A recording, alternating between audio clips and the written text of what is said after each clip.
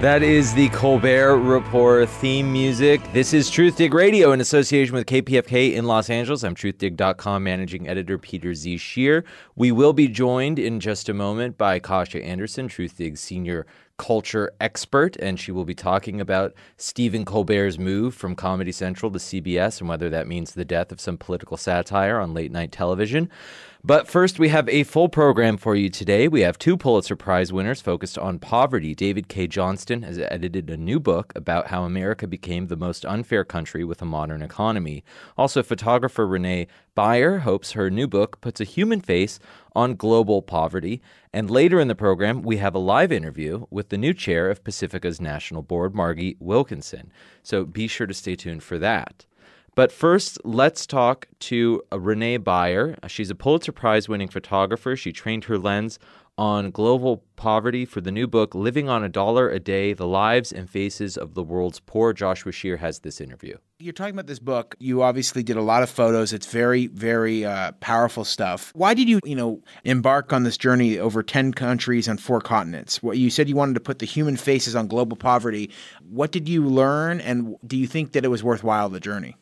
Oh, yes. But, slightly over 1 billion people on the planet live on $1 a day. It's astounding when you think about that. And while the reasons for their poverty may be different across geographic regions and political circumstances, the results are much the same. Extreme poverty robs people of options in life, and the cycle is nearly impossible to break without help. So when the Forgotten International was seeking a photojournalist to work on this book, and they're a nonprofit in San Francisco that works on programs in the U.S. and worldwide to alleviate poverty and the suffering that it brings, especially for women and children. I've been pretty well known throughout my career to work on subjects very sensitive like this, and be able to sort of pilot into places and be able to bring back the reality of these issues. So it's a very important topic, I think. And also, when you really think about this, there are 18,000 children that die a day from preventable causes. And we talk about, poverty all the time, but we never really look into the eyes of these children. And I'm hoping that these photographs, that people will actually look into the eyes and that they will have some kind of a connection and some kind of be motivated for change. The book is written by Thomas Nazaro, right? He's the president of the Forgotten International, and then you have these very gripping pictures. How important is it, if someone just writes a book about poverty, global poverty, do you think people will pass by it? Do you think the pictures or videos and things like that are more powerful? I feel like pictures are very powerful because it puts you in other people's shoes. It puts you into their situations and their reality. And the photographs are a reminder and to that we're all the same, but we are, just because people are maybe in different circumstances doesn't mean that we all can't relate to each other. And I think that the biggest challenge for me in this project was getting past this huge deprivation that I was photographing to make that connection with everyone so that when they look at these photographs, they can almost imagine themselves in these scenes. And that was the challenge, was to pull people into the images instead of for them to look away from the images. And I want you talk about your work covering American poor. You're now with the Sacramento Bee, and you've won the Pulitzer, and you've been nominated. And last year, you did these series that were nominated about poverty and about I believe a grandfather taking care of his 3 children. He's lost his wife, and his daughter was murdered, and things like that. You deal with these issues. What's the difference between the issues that you've dealt with in America, and how do they compare to globally? I mean, do we suffer? Because we're going to get into it. Obviously, the work you've written about and you've taken these photos about. But how does it compare to the U.S. and how does it compare to your work in Sacramento and California? Relatively, it compares very similarly because it's all kind of shining the light on people that wouldn't normally have a voice that really need to be heard. And so, of course, it's a little bit more difficult when you're out of the country because you're now dealing with interpreters and social workers, and there's another layer that you have to deal with when you're making images. Whereas in the United States, it's a little easier because you can have that one-on-one connection. But beyond that, I mean, poverty is everywhere. It's in the United States and it's around the world. And this focuses mostly on internationally poverty, but I've worked on many other stories, as you just said, in the United States, the California economy crisis, et cetera, families on the brink of foreclosure. It exists everywhere, but I think that we really need to have a more shared humanity, and that we all need to step up to the plate and help in any way that we can, whether it's here in the United States or whether it's internationally. I just feel like it's gone on too long and that we need to really look at this issue, and I'm hoping that my pictures will draw people into that and hopefully motivate change. You talk about this in a piece you wrote for the Sacramento Bee, your afterword to the book. People can find that on the Sacramento Bee website. But you talk about a lot of these children asking not for food and water, but to go to school and things like that. So what is it? What is it that most of the people you photographed asked for? What did when you were around the world? What are people asking for from the U.S. or from whomever to make things better? Well, all of the families, and I will say this internationally, that you will find the most deprived, the most hardest working people you will ever witness. And most of them are working to get by to see tomorrow. And their children have to work also because without their help, they just simply can't do it. And so many families who have the vision, some of them don't even have this vision. Some of them are just so poor that they can't even envision their children in school. But the ones that do, this is one of the number one things that they ask for. They ask, I just wish I could send my child to school. And then that could break this poverty. It's just a little bit of help that could make a big difference. And I can give you a great example. When I was up in northern India, there was this Tonlin Charitable Trust that was this group of monks that was helping this slum there. And what they were doing was that they were taking these children away from their parents so that they didn't use them to work or to beg with. And they were putting them in this temporary sort of tent school that they had built on the same grounds as the slum. So now they're taking these children and they're giving them a little bit of education. And they're also giving them one meal to eat so that they at least are getting a little bit of nourishment. And they're also giving them a shower.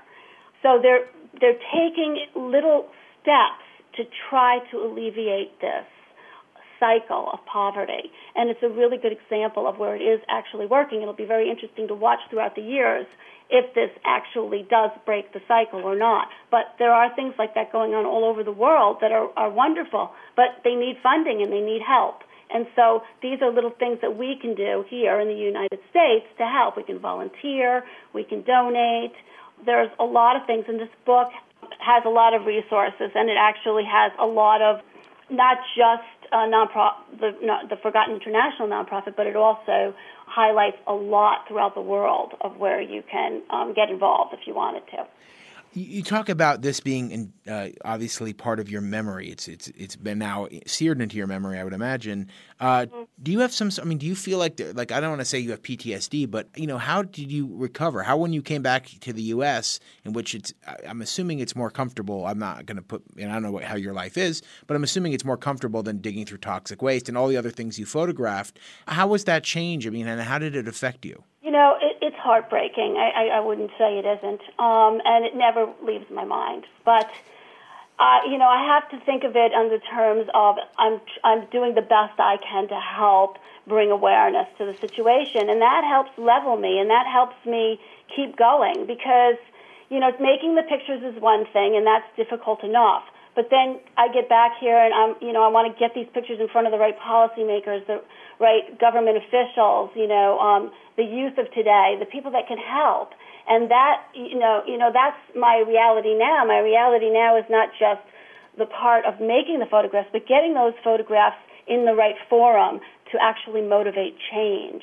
And so that, I have this vision, and, I'd love to, the United Nations Millennium Development Goals come up for review in 2015. So I'm trying to think, well, how can I get this book in the hands of everybody that's sitting at that table? So my vision is huge, and my hope is there. And so that's what keeps me going, even though, yes, this is an emotional toll.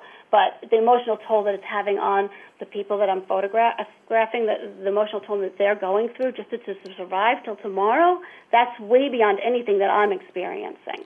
So I use that also as, as something that levels me. We're speaking with Renée Byer. She's a Pulitzer winner for the Sacramento Bee. She has taken the photos for a very astounding book called Living on $1 a Day, The Lives and Faces of the World's Poor. You can get it anywhere, and you can find out more at theforgotteninternational.com, and you can see more of Renée's work at thesacramentobee.com.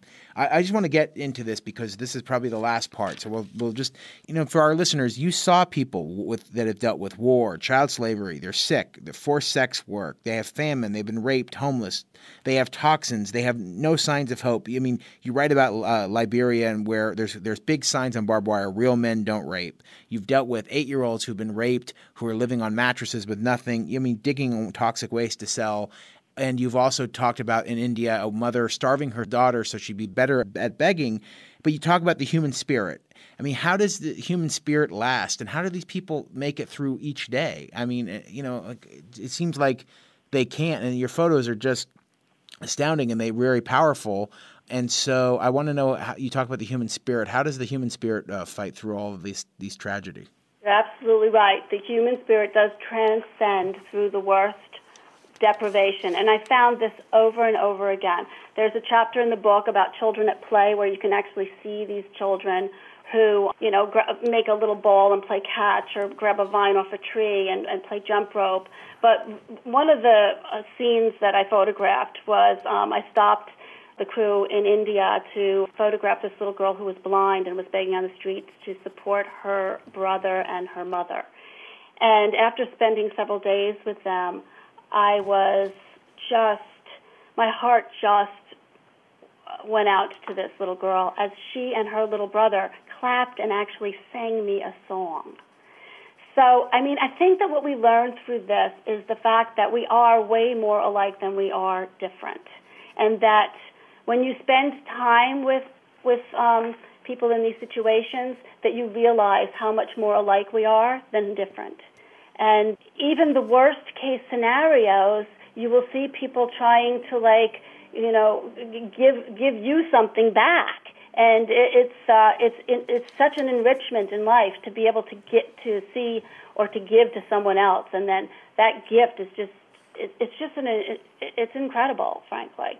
I don't think a lot of people realize that, when you do something for someone else, how powerful that is for yourself, and that even though I saw some of the worst depravity ever, at least I feel like I'm making a difference, and everyone can have that same feeling. So it's harrowing, and, my heart goes out to every single person that I photographed in this book. And, I just will continue. It will never leave me. This book will never leave me. These people will never leave me. And I just hope that other people will reach out and try to help them as well. Well, thank you so much for joining us. Again, the book is Living on $1 a Day, The Lives and Faces of the World's Poor. You can get it anywhere. You can find out more about the Forgotten International and the people that Renée photographed at forgotteninternational.com. The book is authored by Thomas Nazzaro, who's president of that organization. I just want to thank you again, Renée, for joining us, and have a beautiful day. It was my pleasure. Thank you so much.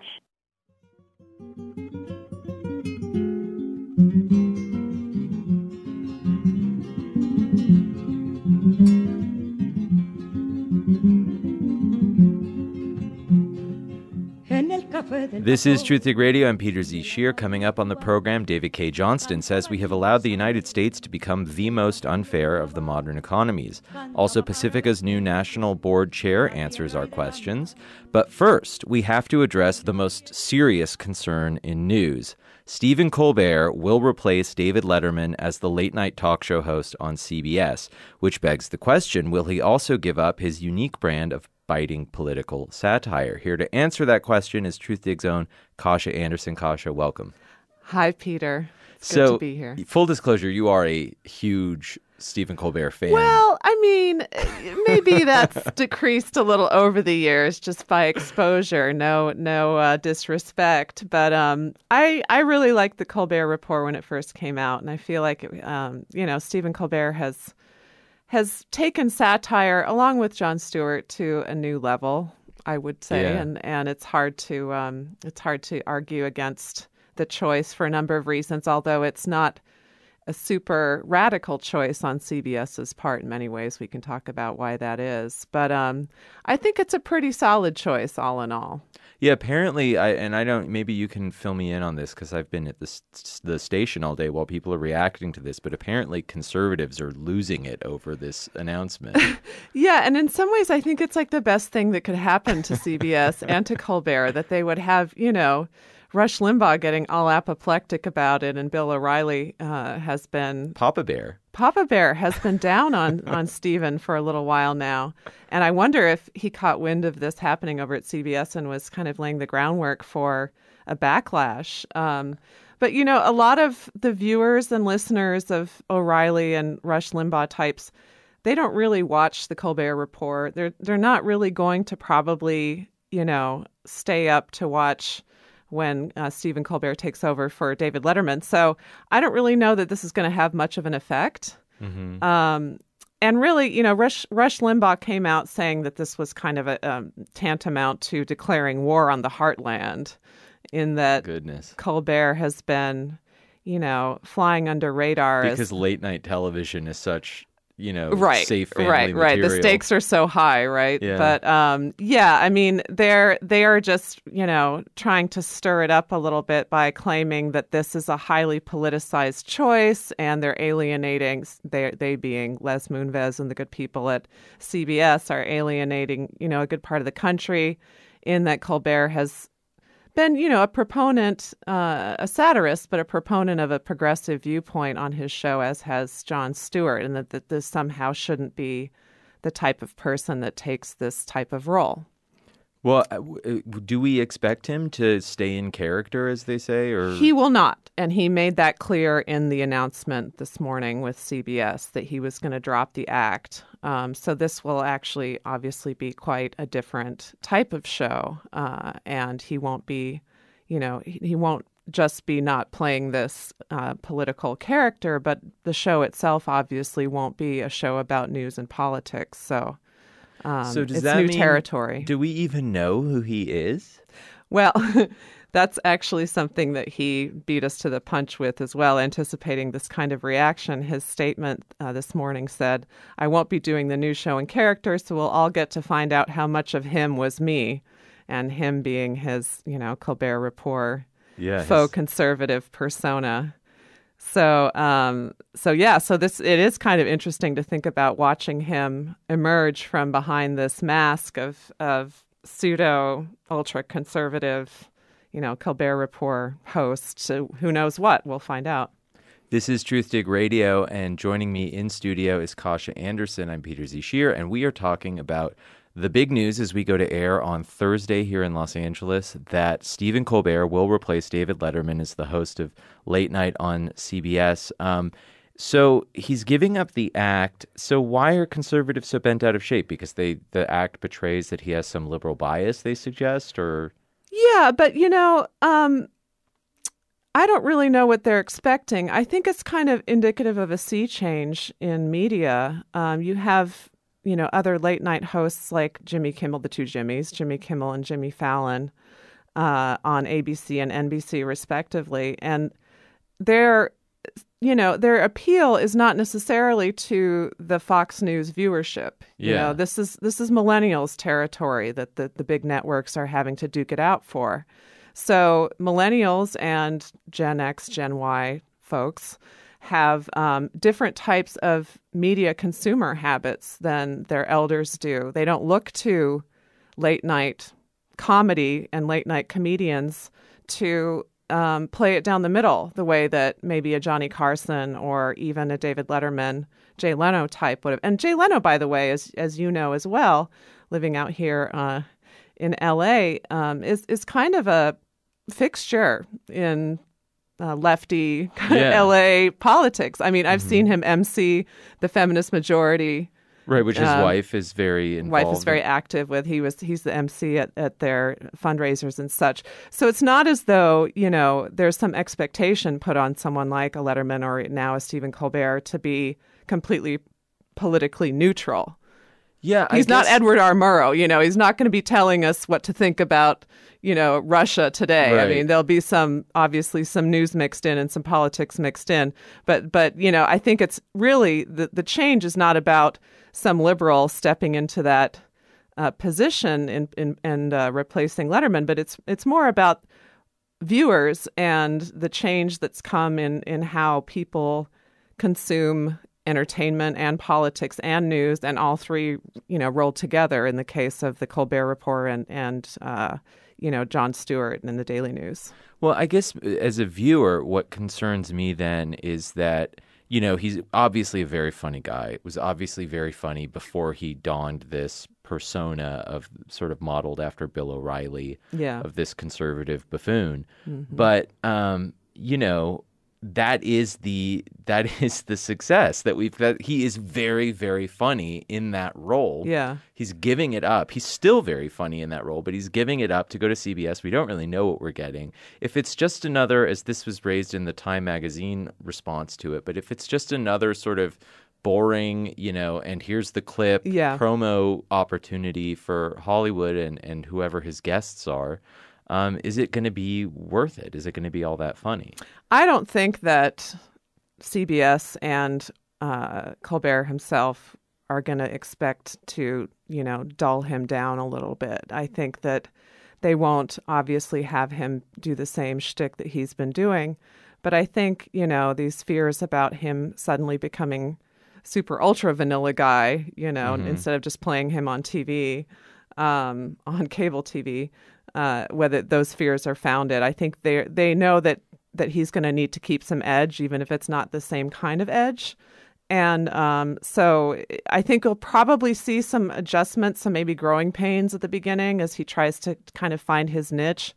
Jimmy Fallon has done pretty well, actually very well, ratings-wise, when it comes to settling into his new role. But I think that there's going to be a little bit of figuring stuff out that we'll see as viewers in 2015. By the way, he's not going to be filling in for, or taking over rather, for David Letterman until next year. So I predict that he'll be plenty edgy, and there'll be some getting used to the new role and viewers getting used to him and vice versa. But I think that his talents really lie in extemporaneous humor. I mean, the funniest part of the Colbert Report for longtime viewers such as myself has been just watching him play this part, but really also break character sometimes and also riff while in character and play on, his guests and kind of play jokes on himself sometimes too. So he really, and a lot of other people that I was reading, tweeting and writing columns about this today, also made the same remark that he's a really brilliant, quick on his feet comic when it comes down to it. And he has that background in improv like a lot of people like him do, but he really has a unique ability to take what's happening in the moment and run with it. And I think that's going to serve him well no matter what persona he does or doesn't adopt in the show. We were joking when we were chatting about this earlier today, and I said something like, it's nice to know that a white man can still get a job without being discriminated against. Yeah. The joke being obviously that, every late night talk show host is a white guy. Every late night newscast, every evening primetime newscast, I believe, is run by a white guy, at least on the major networks. Yeah. And there were rumors before this that CBS was looking at maybe, the moonshot would be Tina Fey, but maybe Amy Poehler, Chelsea Handler, Ellen DeGeneres. Yeah. There also was a rumor about Doogie Howser, what's his name? Neil Patrick Harris, who might do more of a variety show, who's also gay and out of the closet. So, you had two gays in the running between him and Ellen, who has her own very successful daytime talk show. Why isn't America ready for something different than a white guy in late night? Yeah, and I saw a tweet by writer Teju Cole earlier today. He's the author of Open City and African American. He said, in spite of being white, male, straight, popular, competent, and rich, Stephen Colbert has overcome the odds and succeeded. So, so that's the sentiment of, I think, a lot of people, who've been watching and waiting for this announcement. But I think really, who knows how long it will take for women to kind of move from the Oprah slot in the late afternoon to actual, big guns, late night TV. But I think in this case, you can criticize CBS, and they certainly deserve it on many levels. But really, I think the deck was already stacked in that you had Jimmy Kimmel and Jimmy Fallon already in place, and they're the ones to beat. Mm-hmm. So to come out with some, in some ways it might be kind of like McCain picking, Sarah Palin in the 2008 election, that just coming out of left field with something really unique and different might give someone an edge. But I think that if you're looking for revolutionary behavior, you're not going to get it from the three major networks, at least, especially when they have advertisers to answer to and they already have, the landscape is set as it is right now. To be fair to CBS, and I'm not inclined to be by nature, but, Tina Fey probably would have been a hard get for them. Ellen DeGeneres, who's wildly successful, would have been a hard get for them. And, I'm not sure they really want a Chelsea.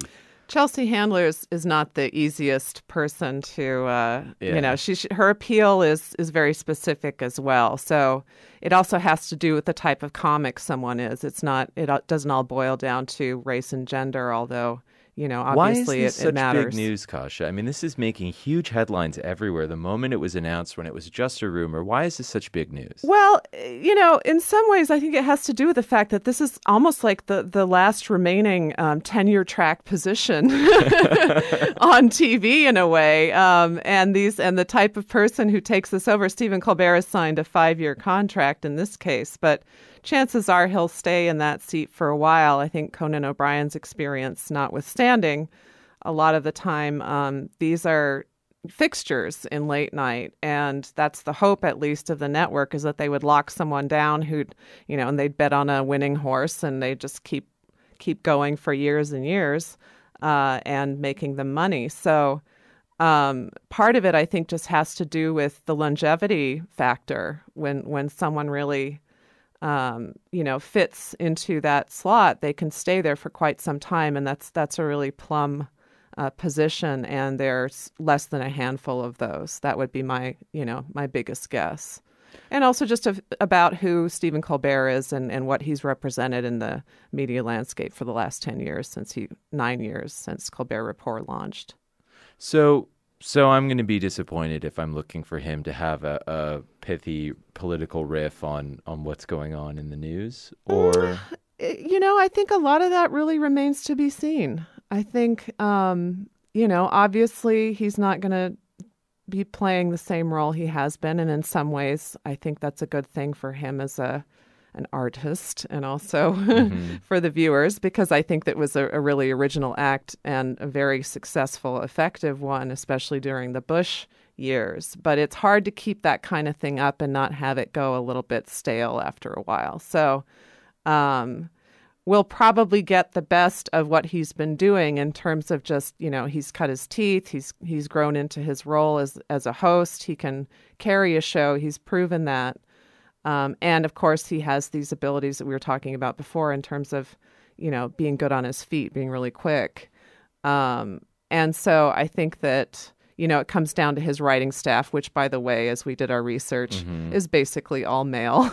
Yeah. And shout out to, let me get her name up here. There, we were looking through, according to Wikipedia at least, the one female writer on his staff of 17 plus Stephen is Meredith Scardino. So shout out to her. Yeah, if she's in fact still part of his team.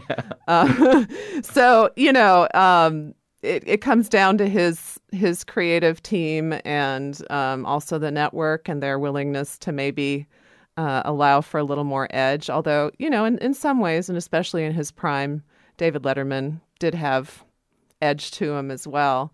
They'll probably give him a little bit of free rein, not too much, but they'll let him play some if they're smart, and really kind of strike out in a bunch of different directions and kind of see what hits, and then we'll probably see more of of him becoming what he'll be for the next few years, is for better or for worse.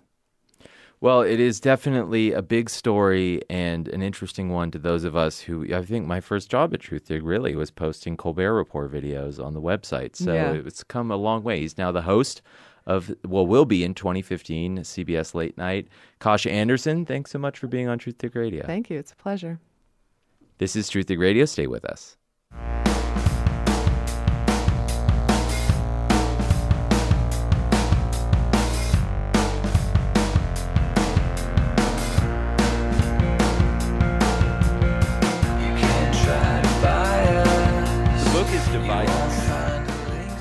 Coming up on Truthdig Radio, the new chair of Pacifica's National Board takes our questions on the state of the nation's oldest public radio network, so stay tuned for that. But first, David K. Johnston is a Pulitzer Prize-winning journalist who says his media peers just don't understand numbers, which has contributed to widespread ignorance about the basic facts that drive unfairness in our economy. He has edited a new book called Divided, with contributors as varied as Barack Obama and Moshe Adler. The book is Divided, The Perils of Our Growing Inequality. You slice and dice the numbers a lot of different interesting ways.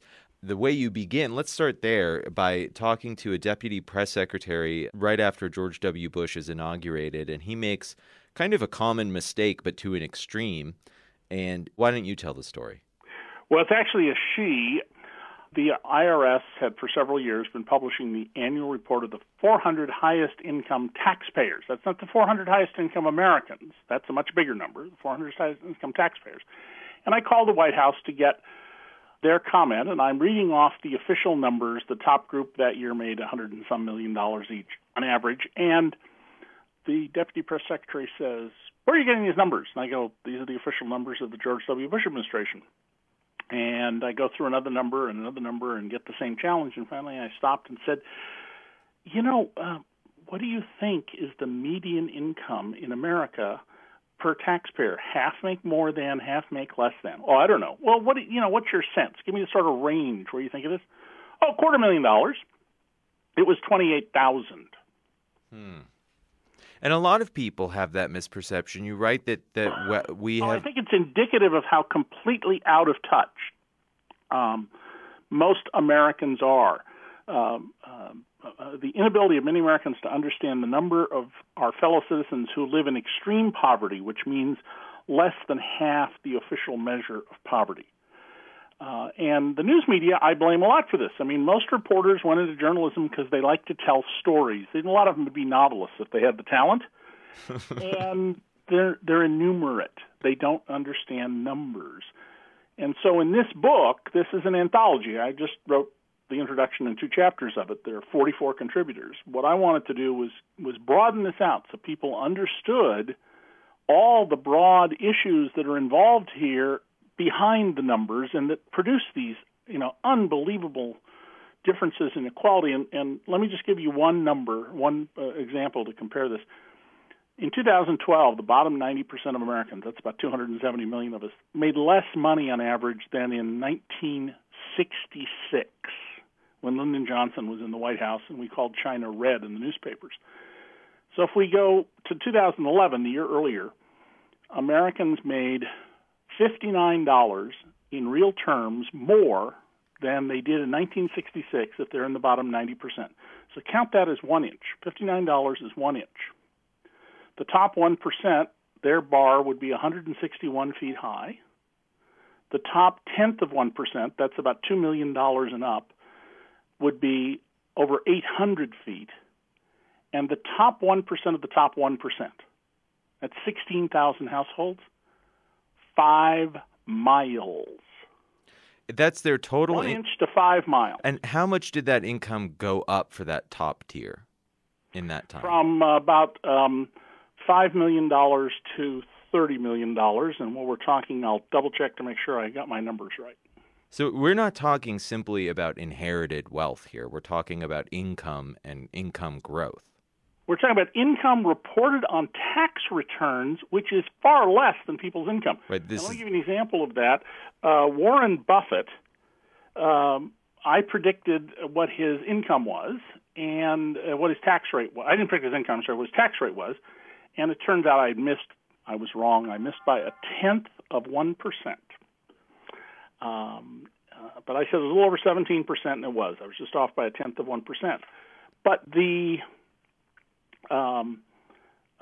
income he reported the year he disclosed this was $64 million. Well, his fortune just in Berkshire Hathaway stock that year was worth $64 billion. So if you think that's Warren Buffett's actual income, he is the worst investor in America. He earned 1/10 of 1% on his fortune. Clearly, that's absurd. And it's because the tax system doesn't recognize lots of forms of income that people at the very top earn, but it recognizes virtually everything that workers earn. Well, By the way, I just checked. Yes, the top 1% of the top 1% went from $5.4 million on average in 1966 to almost $31 million in 2012. For those just joining us, this is Truthdig Radio. We're speaking to David K. Johnston. He's the editor of Divided, a new book called Divided, The Perils of Our Growing Inequality, and we're crunching some of the numbers behind income inequality. So if Warren Buffett paid 17% on his taxes, what does... 17% of his income, his taxable Right. income, yeah. So what does the average or median American pay?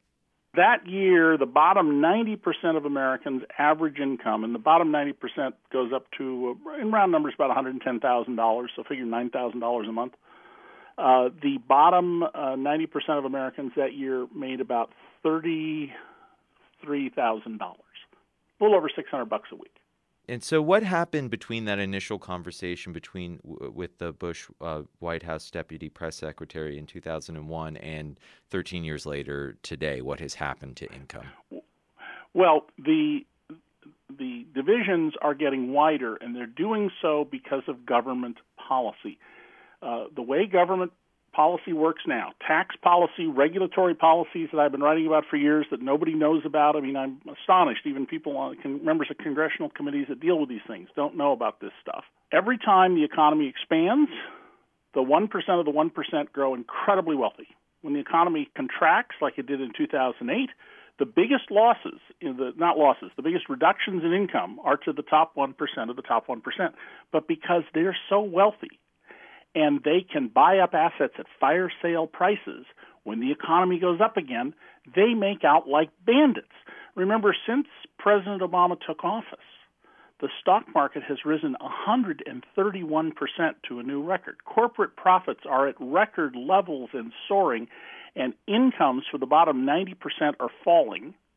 The share of capital gains, profits you make from buying things like stocks at a low price and selling them at a high price, going to the bottom 90% of Americans has been cut in half since 1999, even though the total stock market returns are vastly bigger. In absolute dollars, it's been cut in half.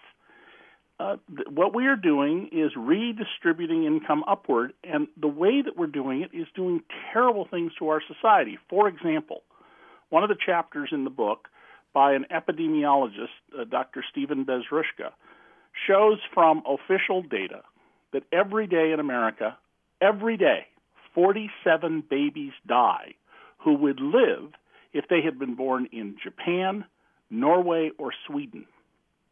In fact, if the U.S. had the same infant mortality rate as Cuba, and my source here is the CIA, which, whatever you think of the CIA, clearly is a pro-American organization. According to the CIA's data, 15 babies die every day in America who would live if they were born in Cuba. That's shocking. Another line in there that no country in the developed world except Romania has more children born into poverty, if I understand it correctly. That's right. And when children are born into poverty, most of them end up mired there. We now know, for example, that the SAT test, which I refused to take when I was in high school, I guess that was my way of rebelling in the 60s, we now know that all it measures is how much money your parents have. That's all it tells you, is that, this child came from a household with this level of income.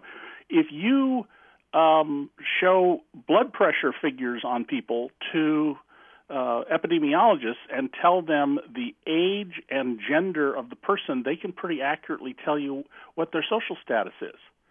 And lo and behold, people in blue-collar jobs have higher blood pressure. People in elite occupations who are well-to-do have lower blood pressure, and that's a key factor in things like renal failure. This is Truthdig Radio. We're speaking with David K. Johnston, who edits the new book, Divided, The Perils of Our Growing Inequality. You have some high-profile names in this book, including President Barack Obama, Elizabeth Warren. What did they have to say about this? Well, Elizabeth Warren had written a chapter in a book that we used from the same publisher, the New Press, about how the big banks are using the rules against their customers and why we need rules that reflect the interests of bank customers, not just bankers. We reprinted President Obama's speech at a high school in Kansas, the same high school where Teddy Roosevelt gave his famous Malefactors of Wealth speech 100 years ago. There's a chapter from Adam Smith on necessaries because, one of the mantras these days you've heard from Bill O'Reilly is that, well, poor people have color televisions and refrigerators, so they're not poor. And I show from Adam Smith that this is a relative factor, and it's historic meaning. We've got Studs Terkel, Glenn Lurie, the Brown University professor, and Ernest Drucker, another epidemiologist, on incarceration and the social inequality and health effects and family destructive effects of our policy, which America has about 5% of the world's population and about 22% of the people behind bars. Yeah, that's really shocking and upsetting, and the numbers here really stack up. And one of the takeaway points from your introduction encapsulating this whole book is that we have chosen this society for ourselves by electing people and passing policies that are, really, as you say, distributing wealth upwards. And part of the reason for that is the way we understand or fail to understand how all this works. You spoke about the media before. Another one of your contributors, Moshe Adler, who's also a Truthdig contributor, writes about the study of economics and how that contributes to this. And economics is heavily biased in its interpretations of things for the rich. And Moshe does this great job of showing how there are these biases in the neoclassical model of economics that people do not understand. I've, for years, tried to get people to understand that the Chicago School, and I went to the Chicago School, has ideas that on paper they're just elegant. I mean, if you understand economics, you look at the papers from the Chicago School and you go, wow. But in the real world, behavioral economists like Dan Ariely have shown it's nonsense. It doesn't work. People aren't perfectly pure rational actors who always think of their smartest economic choice. And Moshe's contribution is very important here in explaining how economics biases us and blinds us. So you end up with Alan Greenspan, head of the Federal Reserve, telling Congress there was no way he could see the crisis in fraudulent mortgage lending coming or the housing bubble coming. Gosh, I figured it out and have clips to show it. There are a bunch of other people who saw it coming and wrote about it. But if you have the economic views of Mr. Greenspan, you have these blinders on, and even if people tell you this, you will reject it. Mm-hmm. And as a result, we end up with these terrible policies. Yeah, and going back to your point about the media, I mean, they may be innumerate. Another thing they are is, at least the ones who have access to a mainstream audience is pretty comfortable, right? Well, yes, I'm less troubled that journalists are coming. I'm comfortable. But it's that we have too many journalists who come from privileged backgrounds, and therefore their view of the world is just. When I started out as a reporter, that wasn't true. It was mostly what I call blue-collar intellectuals who went into journalism. Now it's an enormous number of trust fund kids, some of them incredibly wealthy. So naturally, like Andrew Ross Sorkin at the New York Times, they view the world as being pretty just and fair, and of course have no significant connection at all to people who are working class or poor or disabled, and it distorts their understanding. So just as newsrooms need to be diverse in having not just white males, if you look at any picture of a major newsroom in this country prior to about 1965, and it'll be all white males, mostly in string ties with white shirt sleeve shirts and crew cuts. You need to have a variety of people by race and gender and perspective on the world. That perspective should include a healthy mix of people of different economic backgrounds. Fortunately, that's not what we're getting. When you get to the very top, the big national jobs, Katie Couric, when she was the anchor for the CBS Evening News, her annual salary of roughly $15 million was greater than the entire budget for a year of both NPR's morning edition and its afternoon show, All Things Considered.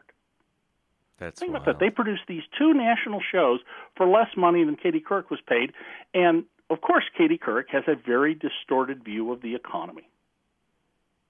Well, David K. Johnston, always a pleasure to have you on. I encourage people to go check this book out. You can find it on Amazon, Divided: The Perils of Our Growing Inequality, edited by David K. Johnston. Thanks so much for being with us today. Thank you. To be broke in America, and it's a crime.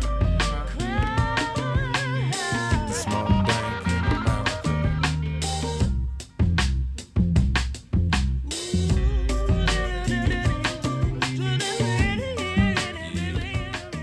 This is Truthdig Radio. I'm Truthdig.com managing editor Peter Z. Shear. This show is recorded and broadcast from KPFK in Los Angeles. You may know the P is for Pacifica. You may not know that this is the oldest public radio network in America. Joining us now from Pacifica's headquarters in Berkeley, California, is Margie Wilkinson, chair of the Pacifica National Board. Welcome to the show. Thank you. Glad to be here. It's wonderful to have you on. Pacifica has been very much in the news, and especially in sort of the media circles, the chattering class of the media world lately. Lots of controversy, lots of stuff going on. Are you at Pacifica in Berkeley? No, I'm actually next door at KPFK, the Pacifica affiliate here. Oh, okay. And so fill us in. What has been going on? Well, on March 13th, the Pacifica National Board voted to terminate Summer Reese, who had been serving as our interim executive director. The next day, we attempted to change the locks on the door, and that didn't work out because of a burglar alarm. So we put a padlock on the door. On the following Monday, March 17th, Ms. Reese cut the padlock off the door with bolt cutters and took pictures of herself doing it and put them on the internet. And she's been occupying the office since, not allowing those of us who have a right to be there as Pacifica board members to enter the building. We have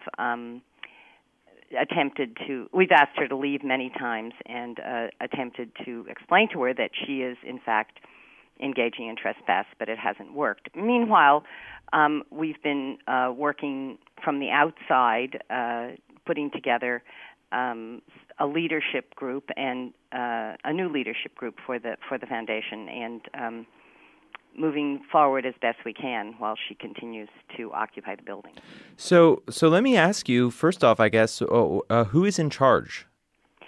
Well, actually, now we have a new person in charge. Bernard Duncan, who was the general manager there at KPFK.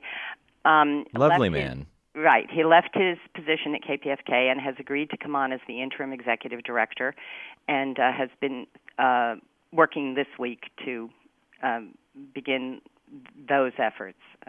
And we're very happy to have him. We think it's wonderful that we have a radio professional with his background and talent. Right. Bernard comes from New Zealand and was, correct me if I'm wrong, he was a part of their national broadcasting service? That's right. Right. Exactly. We worked with him here at KPFK, and he was always a very pleasant, cordial person to work with. So indeed. And knows a lot about radio. So what is it like? I have to admit, I'm very ignorant of the politics of Pacifica. I've been reading about it. I guess why don't I ask you, do you feel like these reports from outside the network get it? Are they fair? Is the network in crisis? What's your reaction to this? Well, it's sort of twofold. I think the network is in trouble financially. We know that, and that's been out there publicly. But I'm confident that with appropriate leadership and some extensive transparency, we'll be able to put it back together.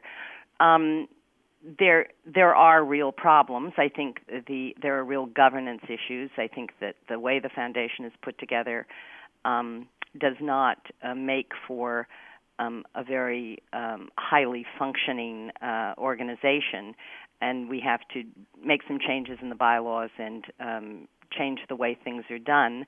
Clearly, change is the order of the day, and I think everyone involved, most people involved in Pacifica agree with that. Yeah, it's funny. When there was some internal strife happening, another programmer asked me if I understood how the foundation worked, and I didn't, and I couldn't explain it to him, and he couldn't explain it to me. And I imagine many of our listeners are in the same position of supporting a station and a network that they don't always, know and know what's going on. How can people become more involved in Pacifica if they want to learn more about it? Well, you can certainly go to our webpage. You can listen to meetings online. The way the network works, and go to your local radio station and volunteer if you're near one, and find out how things are working there. In general, the way the network works is that there are 5 radio stations: Los Angeles, Berkeley, Houston, Texas, Washington, D.C., and New York, and they are all part of the foundation, the Pacifica National Foundation, and the funding for the foundation comes from the money that the individual stations raise from listeners. So a portion of that money is sent to the national office, and the national office does things like deals with insurance and the broadcasting of Democracy Now! And payroll and things like that. One of my concerns is that over the last several years, the national office has taken on functions that had previously been done by the local stations, and I think we need some decentralization and some greater autonomy at the local stations. But I see a role for Pacifica, but I don't think that right now the way the national is functioning is particularly helpful to the stations. So I encourage people to think about how we can make the stations more independent, the individual stations more independent, and have a greater autonomy. One of my concerns as someone involved in this community has been the Pacifica Archives. The people work here in the building in Los Angeles, and they do wonderful work preserving Pacifica's incredible history, the library of recordings with, figures like Martin Luther King and Che Guevara.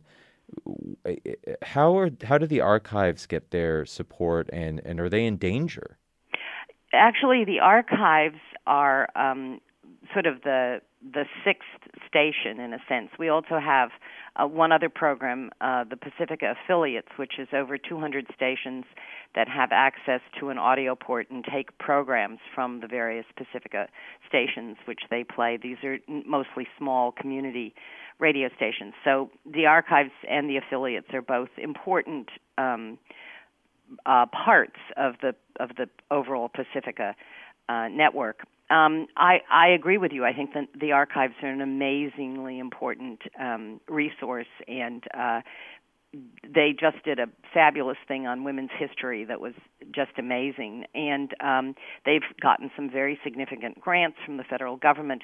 But their basic support comes from, again, from a small portion of the listener money that comes into the various stations is supposed to go to the archives to help them. And that's been a real struggle because some of the stations are really struggling and have a hard time raising enough money just for their basic necessities and are having a hard time funding their portion of the archives, which makes the archives struggle. So I very much encourage support for the archives.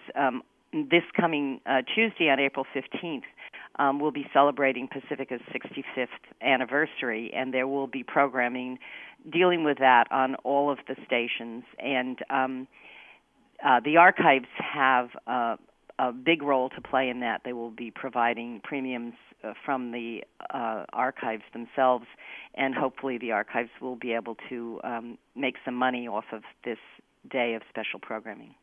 Let me ask you, and let me just remind our listeners and those who may be joining us for the first time, this is Truthdig Radio, and we are speaking with Margie Wilkinson, who is the new chair of the Pacifica National Board. She's been kind enough to take our questions about what's going on at the station, at the network. And tell us more about you and where you come from and what your perspective is.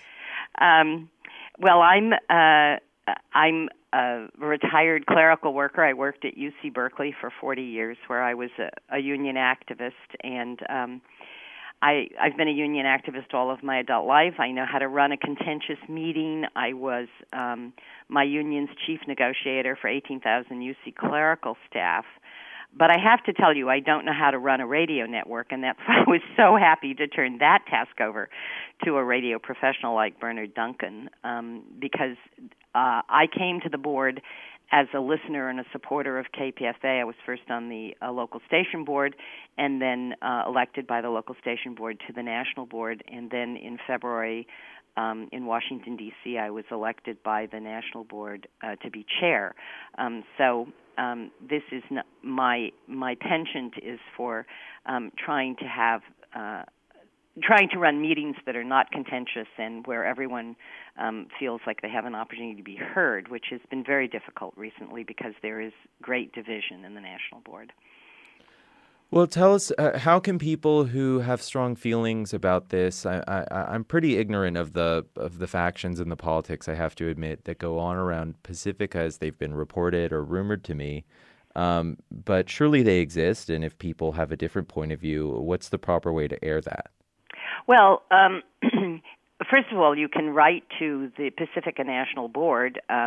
We have a public email address, which is pmb@pacifica.org. I am personally a member of a group called Save KPFK. That's the group with which I ran when I ran for the local station board. And SaveKPFK.org has a website with a lot of information, a lot of history, a lot of information about Summer Reese, who is the terminated executive director. So I think there are resources out there. I think if you Google Pacifica, you might find some of them. There are many email lists that people subscribe to. I don't know how many people those lists actually touch. Save KPFK does have a Facebook page where there's an ongoing conversation about what's happening at Pacifica and about the general concerns around the network. Well, thanks so much for joining us and answering our questions today. I know I found it informative. Well, thank you very much. Bye-bye. Margie Wilkinson is chair of the Pacifica National Board, and you can find more at the Pacifica website. That's it for Truthdig Radio. Josh Brashear produced the program. Thanks to our guests, Kasia Anderson, Renee Byer, David K. Johnston, and Margie Wilkinson. Thanks also to our board op, D'Angelo Jones, engineer Stan Mizrahi, and radio guru Alan Minsky. I'm Peter Z. Shear. Cheers. Friday, down on Friday. Everybody's looking forward to the weekend. Friday.